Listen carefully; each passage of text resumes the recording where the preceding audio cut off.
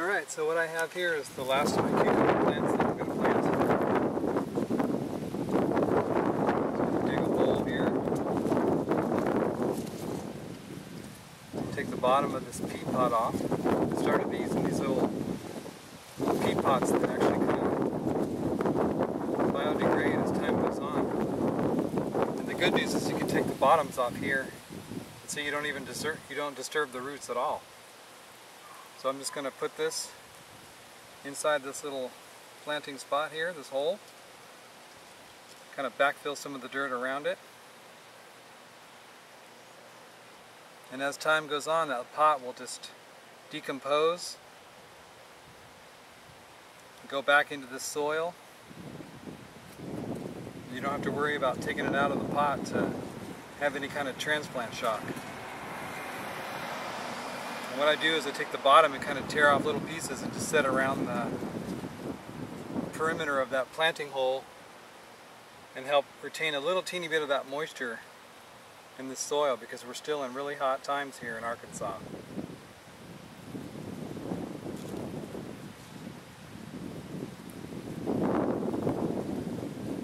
There. Now I have two here planted right next to each other, and I think what would happen is if I tried to separate them, the roots are so tender that they would both end up dying.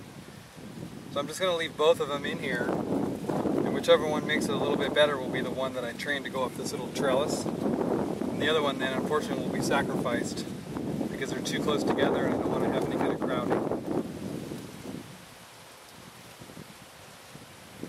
So there you go.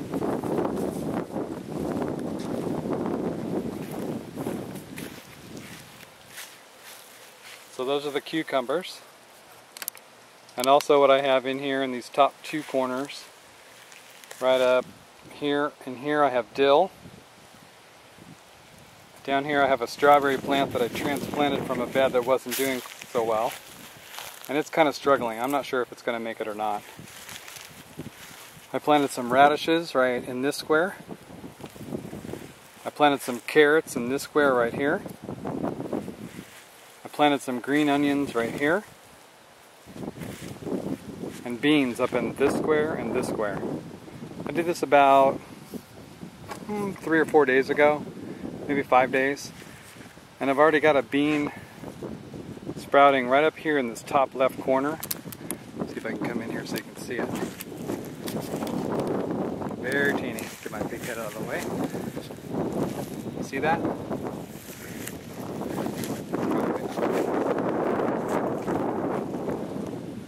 It's right up, like right in this area right here. Anyway, very tiny. I was pretty excited though to have a sprout already in this brand new bed. And so this is the